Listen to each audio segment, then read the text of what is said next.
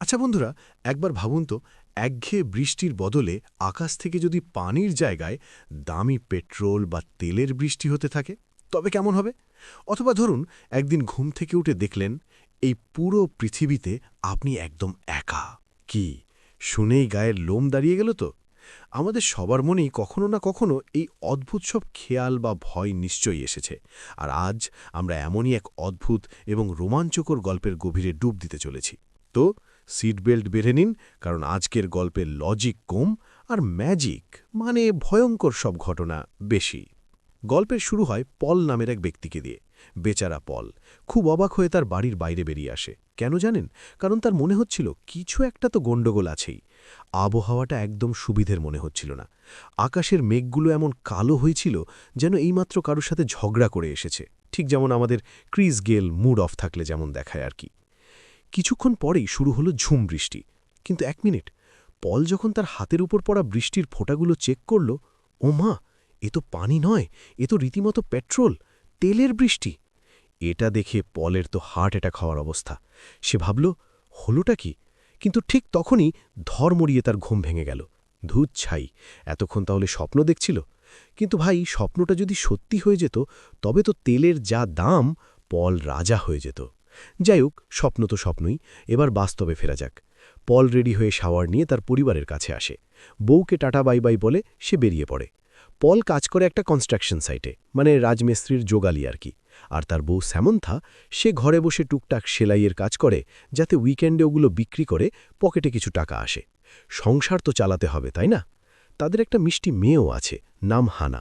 বেচারি হানা কানেও শুনতে পায় না, আবার কথাও বলতে পারে না। কিন্তু বাবা মা তাকে জান দিয়ে ভালোবাসে। সবসময় তাকে নতুন কিছু শেখানোর চেষ্টা করে, যাতে সে নিজেকে কখনো আলাদা বা অসহায় না ভাবে। একদিন স্যামান্থার এক বান্ধবী তার মেয়েকে নিয়ে তাদের বাড়িতে আসে। কিন্তু হানা ওই মেয়েটার সাথে খেলার বদলে বাইরে গিয়ে নোংরা কাঠের টুকরো আর পোকামাকড় নিয়ে চলতে শুরু করে। আরে বাবা, বাচ্চারা কত কিছুই তো করে। কিন্তু স্যামান্থা ভয় পেয়ে দৌড়ে গিয়ে হাত থেকে কাঠটা কেড়ে নেয়, পাছে মেয়ের কোনো ক্ষতি হয়। এর মধ্যেই আবার শুরু হলো মুষলধারে বৃষ্টি। অগতথ্যে কনস্ট্রাকশন সাইটের কাজ বন্ধ করে পলকে বাড়ি ফিরতে হলো। সন্ধেবেলা বাড়ি ফিরে পল দেখে স্যামান্থা খুব চিন্তিত। সে বলল, আজ হানা অন্য বাচ্চাদের সাথে মিশতেই পারছিল না। আমাদের ওকে আরও সময় দিতে হবে, না হলেও সবার থেকে আলাদা হয়ে যাবে। পল একজন পারফেক্ট স্বামীর মতো তাকে বুঝিয়ে বলল, আরে পাগলি, ও তো বাচ্চা, আস্তে আস্তে সব শিখে যাবে, এত টেনশন নিও না। পরের দিন পল বাড়ির পেছনের উঠোনে কিছু কাজ করছিল। হানা সেখানে ছিল। হঠাৎ করেই আকাশ কালো করে মেঘ জমে গেল। একটু আগেই ছিল কড়া রোদ, এখন যেন কিয়ামত নেমে আসবে। পল আর হানা দুজনেই ভয় পেয়ে গেল। ঠিক সেই মুহূর্তে বিকট শব্দে বাজ পড়ল তাদের ঠিক সামনে। আর সেই আওয়াজে ভয় পেয়ে তাদের পোষা কুকুরটা ভয়ের চোটে নিজের মালিক পলকেই কামড়ে দিল। উফ, ভাবা যায়! কিন্তু দাঁড়ান, পল আবারও ধর্মড়িয়ে জেগে উঠল। ইস, এটাও স্বপ্ন ছিল? এবার পল একটু সিরিয়াস হয়ে গেল। মানে এত রিয়েল স্বপ্ন মানুষ কিভাবে দেখে? পরপর দুদিন। সকালে উঠে সে দেখল হানা বাস্তবেও কুকুরটার সাথে খেলছে। যদিও পল জানে ওটা স্বপ্ন ছিল, তবুও মনের খচখচানি তো যায় না। সে গিয়ে হানাকে কুকুরটার থেকে দূরে সরিয়ে দিল। স্যামান্থা তো অবাক। পল বলল, ওকে নাস্তা দাও, আমার সাইটে যেমন দেরি হয়ে যাচ্ছে। সাইটে পৌঁছে বস জানালো, গতকালের বৃষ্টির জন্য কাজ আটকে ছিল, তাই আজ কাজ শেষ না করে কেউ বাড়ি যেতে পারবে না। কাজের ফাঁকে পল বারবার নিজের হাত চেক করছিল, কুকুরের কামড়ের দাগ আছে কিনা। আরে ভাই, ওটা তো স্বপ্ন ছিল, দাগ আসবে কোত্থেকে?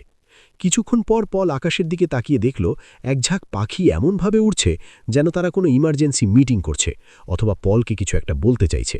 কিন্তু পল কিছু বোঝার আগেই সব পাখি গায়েব। সে তার কসহর্কিকে জিজ্ঞেস করল, ভাই, তুই কিছু দেখলি? সহকর্মী এমনভাবে তাকালো যেন পল পাগল হয়ে গেছে। হতে পারে এটা পলের মনের ভুল।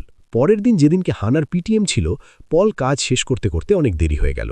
সে ওই গুংরা জামাকাপড় পরেই মেয়ের স্কুলের পিটিএমে প্যারেন্টস টিচার মিটিংয়ে চলে গেল। এটা দেখে স্যামান্থা তো রেগে আগুন। পরে অবশ্য তারা দুজনে মিলে কিছু সাইন ল্যাঙ্গুয়েজ প্র্যাকটিস করল, যাতে হানাকে শেখানো যায়। বাড়ি ফেরার পথে আবার সেই বৃষ্টি, কিন্তু এবার আর পানির বদলে আকাশ থেকে তেল পড়ছে। পল বুঝল, এবার আর এটা স্বপ্ন নয়, সত্যি। সামনে কিচ্ছু দেখা যাচ্ছে না। এর মধ্যেই ধুম, তাদের গাড়ি অ্যাক্সিডেন্ট করল। ভাগ্য ভালো, কারো কিছু হয়নি। কিন্তু তখনই এক অচেনা লোক এসে পলকে গাড়ি থেকে টেনে বের করে এমন জোরে গলা টিপে দিল যে পলের দম বন্ধ হয়ে আসছিল। পল ছটফট করতে করতে আবার জেগে উঠল। হ্যাঁ বন্ধুরা, এটাও স্বপ্ন ছিল।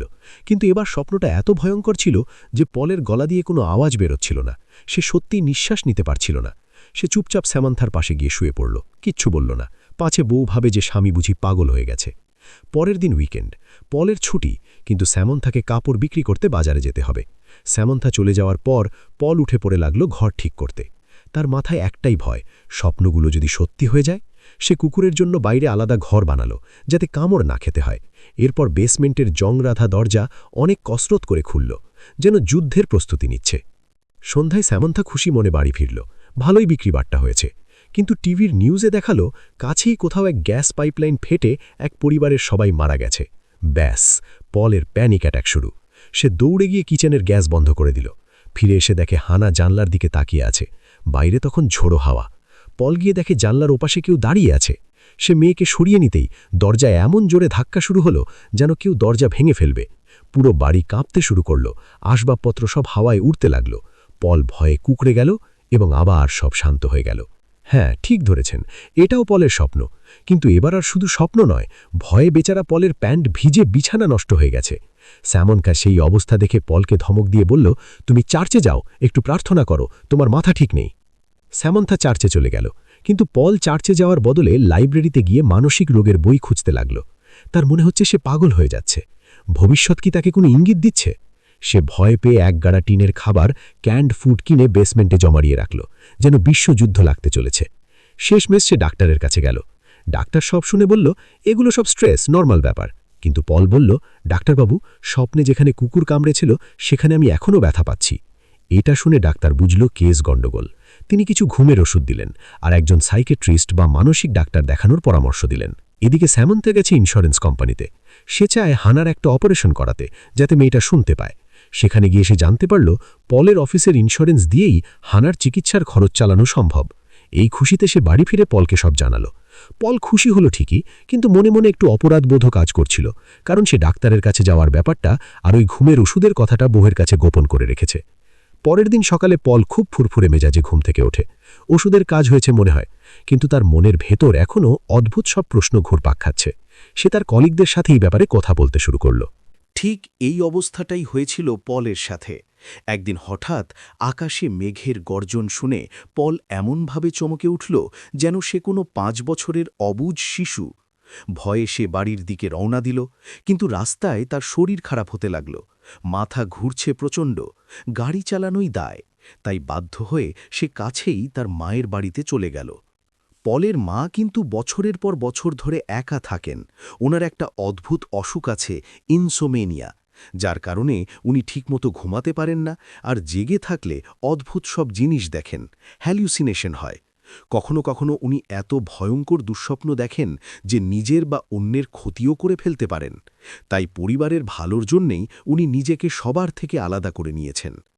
কিন্তু চিন্তার বিষয় হল, পলের সাথেও এখন ঠিক একই ঘটনা ঘটতে শুরু করেছে। পল তার মাকে জিজ্ঞেস করল, মা, এইসবের শুরুটা কিভাবে হয়েছিল? তুমি কিভাবে লড়াই করেছ? কিন্তু মায়ের কিছুই মনে নেই। পল কোনো উত্তর পেল না। ফেরার পথে সে তার ডাক্তারকে ফোন করে সেই সাইকিয়াট্রিস্টের নম্বর নিল যার কথা মা বলছিল।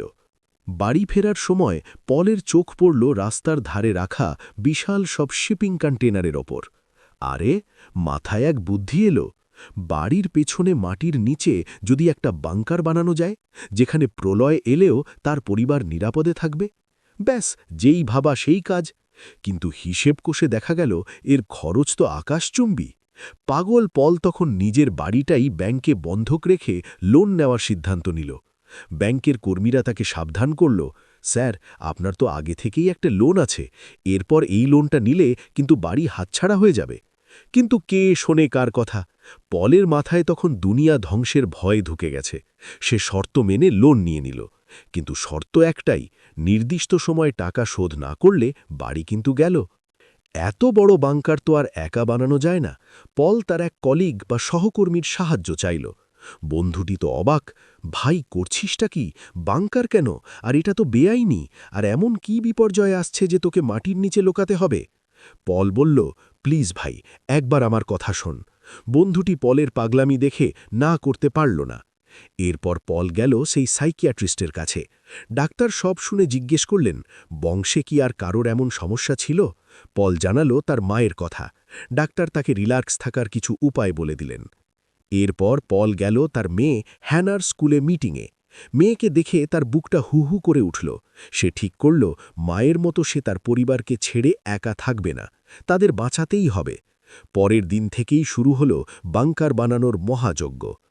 এদিকে পলের স্ত্রী সামানগা বাড়ি ফিরে দেখে এলাহি কাণ্ড। ঘরের সব আসবাবপত্র বিক্রি করে দেওয়া হয়েছে।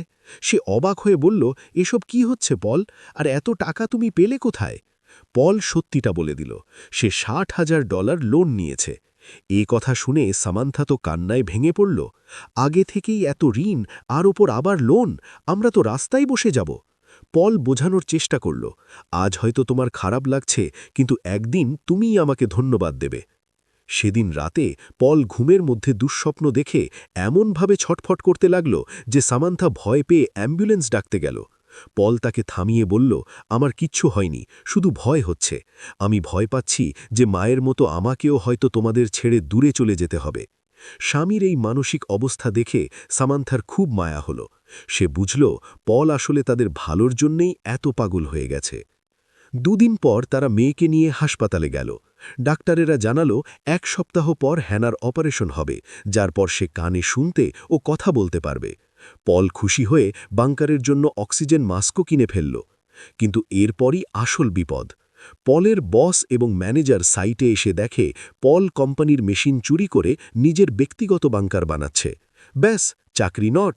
শুধু পলের নয়, তাকে সাহায্য করার অপরাধে তার বন্ধুরও চাকরিটা গেল। বাড়ি ফেরার পথে তুমুল বৃষ্টি। ঘরে ঢুকে পল দেখল সামান্থা ভিজে একাকার হয়ে হাতে একটা বড় ছুরি নিয়ে দাঁড়িয়ে আছে। পল ভয়ে পিছিয়ে গেল, কিন্তু না, ওটা ছিল তার মনের ভুল, হ্যালিউসিনেশন। পলের ভাই এসে তাকে বোঝালো, ভাই, এসব বন্ধ কর, তোর এখন মায়ের কাছে গিয়ে থাকা উচিত। কিন্তু পল শুনল না। সামান্থা যখন জানল পলের চাকরি গেছে, সে রেগে পলকে কষিয়ে এক থাপ্পড় মারল। আর কত কি লোকবে তুমি, আমাদের জীবনটা শেষ করে দিচ্ছ। সংসারের অবস্থা এখন তথই বচ। সামান্থা প্রতিবেশীদের কাপড় সেলাই করে সামান্য আয় করছে। জমানো সব টাকা শেষ, এমনকি ঘরে খাবারও নেই। পলের অবস্থা দিন দিন খারাপ হচ্ছে। সে বুঝতেই পারছে না কেন শুধু সেই এই প্রলয়ের সংকেত পাচ্ছে, বাকিরা কেন এত নিশ্চিন্ত। স্বামীর এই করুণ অবস্থা দেখে সামান্থা সব রাগ ভুলে গিয়ে তাকে ক্ষমা করে দিল। সে বলল, টাকার চিন্তা করো না, দরকার হলে হ্যানার অপারেশন আমরা পিছিয়ে দেব, তবু তুমি সুস্থ হও। পলের এই সাপোর্টের খুব দরকার ছিল। সেদিন রাতে মেয়ের স্কুলের ডিনারে পলের সেই বন্ধু রেগেমেগে তেড়ে এলো। চাকরি যাওয়ার সব রাগ সে পলের ওপর ঝাড়ল। পল তাকে শান্ত করতে চাইল, কিন্তু বন্ধুটি তাকে মারতে শুরু করল। পলও পাল্টা মার দিল এবং সবার সামনে চিৎকার করে বলে উঠল, তোমরা কেউ বুঝছ না, আর কয়েকদিন, তারপর ভয়ঙ্কর এক তুফানে সব ধ্বংস হয়ে যাবে, কিচ্ছু বাঁচবে না। সবাই তাকে পাগল ভাবল। সামান্থা তাকে টেনে সেখান থেকে নিয়ে গেল। পরের দৃশ্যে দেখা যায় হ্যানা রাস্তায় খেলছে। হঠাৎ আবহাওয়া বদলে গেল। কালো মেঘে আকাশ ঢেকে গেল। আকাশ থেকে ঝাঁকে ঝাঁকে পাখি মরে নিচে পড়তে লাগল। পল দৌড়ে এসে মেয়েকে কোলে তুলে নিল। হঠাৎ শহরের সাইরেন বেজে উঠল, বিপদ সংকেত। পল বুঝল সময় এসে গেছে। কিন্তু না, এটা ছিল একটা স্বপ্ন, নাকি সত্যি? ঘুম ভাঙতেই পল দেখল সত্যি সত্যি সাইরেন বাজছে। সে দেরি না করে স্ত্রী ও মেয়েকে নিয়ে দৌড়ে সেই বাংকারে ঢুকে পড়ল। মুখে অক্সিজেন মাস্ক পরিয়ে দিল। সামান্থা বলল, পল, এটা শুধু একটা সাধারণ ঝড়, দরজা খোলো। কিন্তু পল শুনল না। সারা রাত তাদের বাংকারে আটকে রাখল। পরের দিন সকালে সামান্থা জোর করে বাংকারের দরজা খুলল এবং বাইরে সব স্বাভাবিক, ঝকঝকে রোদ, কিছুই হয়নি। সামান্থাই ঠিক ছিল। পল বুঝতে পারল সে আসলে মানসিকভাবে অসুস্থ হয়ে পড়েছে। সে ডাক্তারের কাছে গেল এবং হাসপাতালে ভর্তি হতে রাজি হল। ডাক্তার বললেন, চিন্তা নেই, এটা প্রাথমিক স্টেজ, তুমি সুস্থ হয়ে যাবে। হাসপাতালে ভর্তি হওয়ার আগে পল শেষবারের মতো পরিবারের সাথে সময় কাটাতে সমুদ্র সৈকতে গেল। সবাই খুব খুশি। কিন্তু বন্ধুরা, গল্পের টুইস্ট কিন্তু এখনও বাকি। হঠাৎ সমুদ্রের ওপরের আকাশ কালো হয়ে এলো, ঠিক পলের স্বপ্নের মতো। সবাই ভাবল বৃষ্টি আসছে। সামান্থা হাত বাড়িয়ে বৃষ্টির ফোঁটা ধরল। কিন্তু এ কি, এটা তো জলের ফোঁটা নয়। সামান্থা হাতের দিকে তাকিয়ে শিউরে উঠল। আকাশ থেকে বৃষ্টির বদলে তেল ঝরছে। তার মানে পলের সব কথাই সত্যি ছিল। পল এতকাল যা দেখছিল তা হ্যালিউসিনেশন নয়, ভবিষ্যৎ ছিল। সামান্থা আতঙ্কিত হয়ে পলের দিকে তাকালো এবং ইশারা করল, চলো, আমাদের এক্ষুনি সেই বাংকারে যেতে হবে। আর এখানেই এই গল্পের সমাপ্তি ঘটে। বন্ধুরা, ভাবুন তো, যদি সত্যিই আকাশ থেকে জলের বদলে তেলের বৃষ্টি শুরু হয়, আপনারা প্রথমে কি করবেন? আর আপনাদের কি কখনো এমন স্বপ্ন এসেছে যা পরে সত্যি হয়ে গেছে? কমেন্ট করে অবশ্যই জানাবেন। ভিডিওটা ভালো লাগলে লাইক দিন, আর এমন আরও গল্পের জন্য সাবস্ক্রাইব করে আমাদের সাথেই থাকুন। দেখা হচ্ছে পরের ভিডিওতে। টাটা।